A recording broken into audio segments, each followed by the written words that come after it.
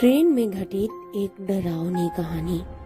तो hello my lovely people, मैं हाजिर हूँ एक नए स्टोरी के साथ। अगर आप लोग को मेरी स्टोरी बहुत पसंद आती है तो प्लीज चैनल को लाइक और सब्सक्राइब करना ना भूलिएगा। चलिए हम आज की स्टोरी सुनते हैं।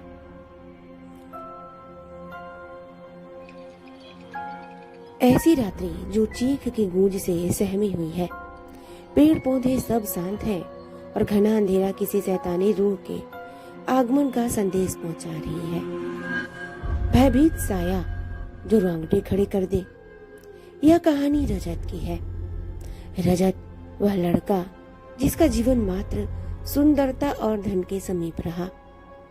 रजत को अपनी जिंदगी में दो ही से प्रेम रहा, एक लड़की और दूसरा धन।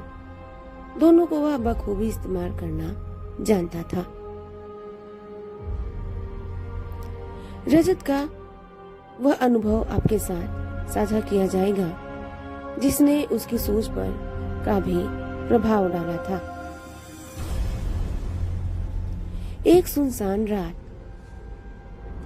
पूरा शहर जब नींद से अपने रिश्तों को मजबूत कर रहा था, लेकिन घर पर रजत फिलहाल अभी भी जगा हुआ था।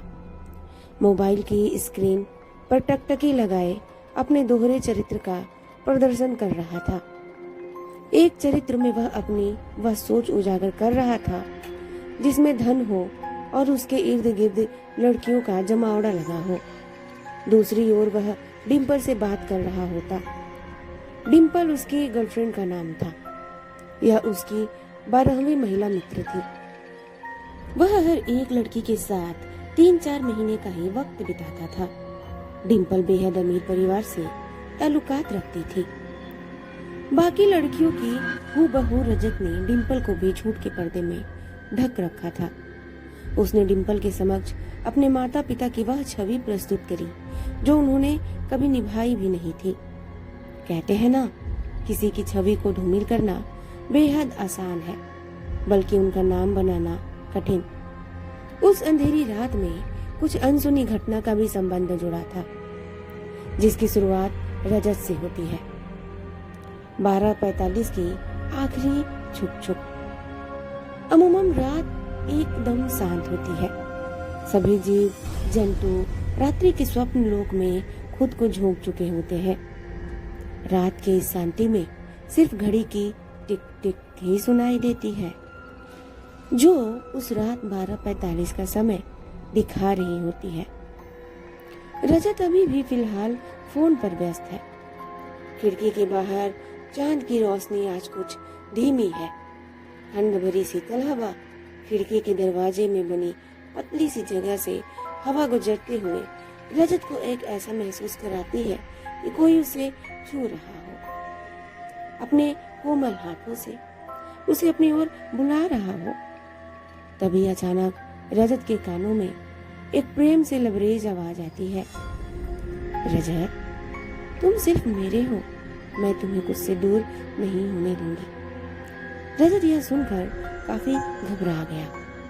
उसने डर के मारे अपना फोन बेड पर रखा और खिड़की की तरफ भागा, लेकिन खिड़की से उसे कोई नहीं दिखा। वह जैसे ही खिड़की फिर से बंद कर वापस बेड की तरफ मुड़ा, चांद की रोशनी में एक परछाई से उसका सामना हुआ। उस परछाई का एक हाथ उसके गर्दन को दबोचा और उसे फर्श से कुछ इंच ऊंचाई पर लाकर नीचे, फिर फर्श पर जोरों से पटककर फर्श की धूल पर लाकर डाल दिया। वह उसी वक्त बेहोश हो जाता है और होश में आने के लिए सूर्य के प्रकाश के आने तक का समय लेता है। रजत की अपने माता पिता से बिल्कुल भी नहीं बनती थी। वह हर समय किसी न किसी विषय पर अपने माता पिता से विवाद कर देता था। उसके जीवन में रिश्तों का कोई मूल्य ही नहीं था।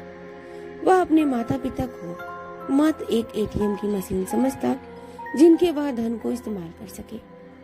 अगली सुबह भी यही हुआ।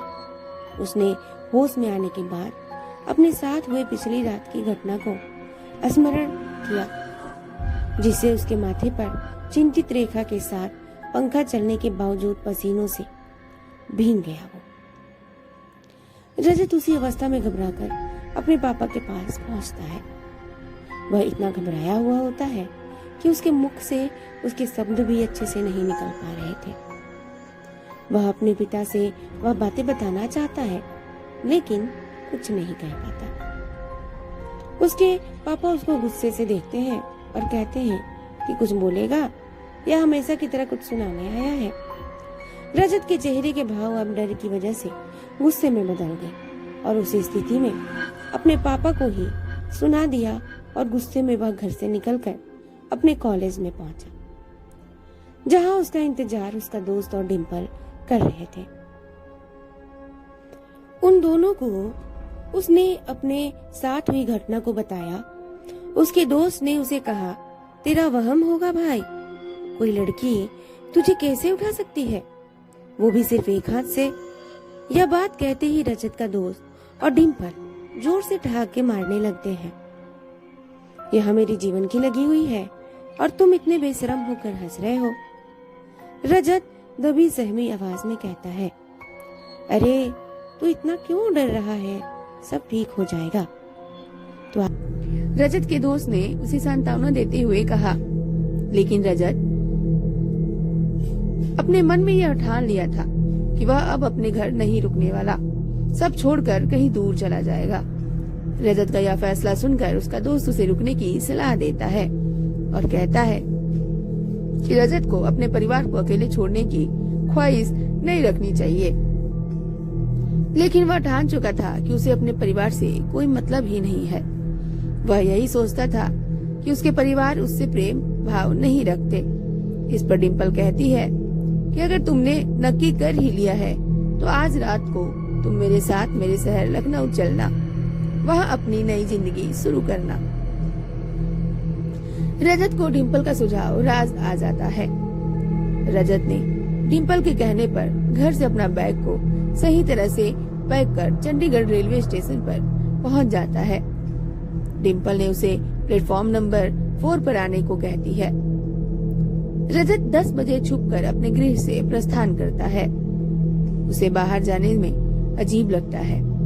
रजत का यह रात बाकी रात से अलग होती है। मौसम में सर्द हवा की मौजूदगी तो होती ही है, लेकिन फिर भी रजत को घुटन महसूस कराती है।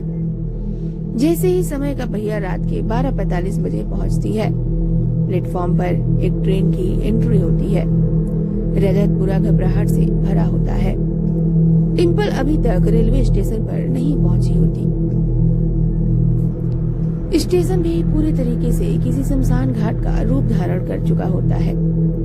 रजत को कुछ समझ ही नहीं आ रहा होता कि डिम्पल का इंतजार करते हुए उसने इधर उधर हर दिशा में अपनी चक्षु को दौड़ाया, लेकिन डिम्पल कहीं नहीं दिखी।